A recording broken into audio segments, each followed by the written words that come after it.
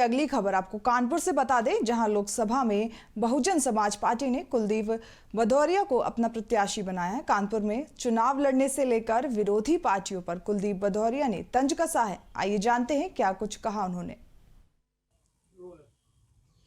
लोकसभा चुनाव का आगाज हो चुका है। ऐसे में कानपुर, जो कि ऐतिहासिक नगरी माना जाता है, यहाँ का मतदाता अभी इंडी गठबंधन और भारतीय जनता पार्टी के प्रत्याशी का इंतजार कर ही रहा था कि इसी बीच बहुजन समाज पार्टी की ओर से अपना प्रत्याशी चुनावी रण में उतार दिया गया है। साथ में मौजूद है कुलदीप भदौरिया। कुलदीप जी, चुनावी रण में आए हैं, पहली बार आए हैं, लोकसभा चुनाव लेकर आए हैं। क्या लगता है सामने जो धुरंधर आने वाले हैं, इंडी गठबंधन के प्रत्याशी हों या भारतीय जनता पार्टी के हों, कैसे फेस करेंगे? क्या चुनौती के रूप में देख रहे हैं? देखिए, मेरा नाम कुलदीप भदौरिया है।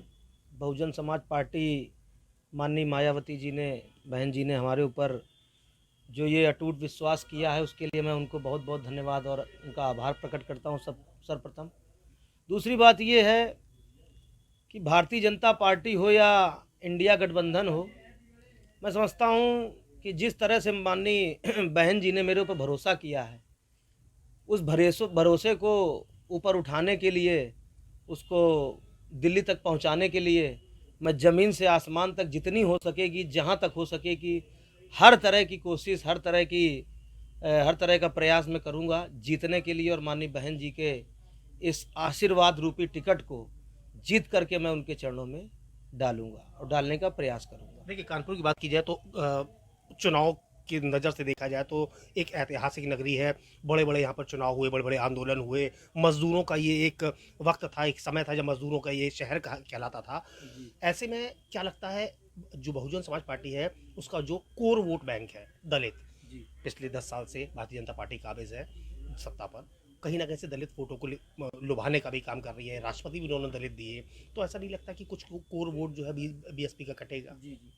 देखिए, ये एक षड्यंत्र है भारतीय जनता पार्टी के द्वारा, और पूरे देश का, भारत देश की मैं बात कर रहा हूँ, उत्तर प्रदेश की नहीं, पूरे भारत देश की, कि जो काम माननीय बहन जी ने, हमारी राष्ट्रीय अध्यक्ष जी ने दलित समाज के लिए किया है, वो मैं समझता हूँ भारतीय जनता पार्टी नहीं, कांग्रेस पार्टी नहीं, समाजवादी पार्टी नहीं, या तमाम आजकल नई नई पार्टियाँ आ गई हो, कोई हो, वो काम दलित समाज के लिए कोई नहीं कर सकता। और दलित वोट जो बैंक है वो जानता है, उनकी आंखें खुल चुकी हैं, वो जानता है कि मुझे कामयाबी और मेरा जो भरण पोषण है वो सिर्फ माननीय बहन जी द्वारा हो सकता है, और उन्हीं के द्वारा हम लोग वो सारे काम कर सकते हैं जिससे हमारे नौकरी का काम हो, या उनको सही शिक्षा का काम हो, या उनके साथ किसी प्रकार का जो अत्याचार दूसरे दल के लोग, दूसरे समाज के लोग करते हैं, उसमें बचाने का काम हो, सिर्फ माननीय बहन जी कर सकती है। मैं इतना कहना। हाँ, कानपुर एक ऐतिहासिक नगरी रही है। क्या लगता है विकास की कौन कौन सी धाराएं जो यहाँ नहीं बह सकी है? क्या क्या चुनौतियां होंगी अगर मौका मिलता है तो?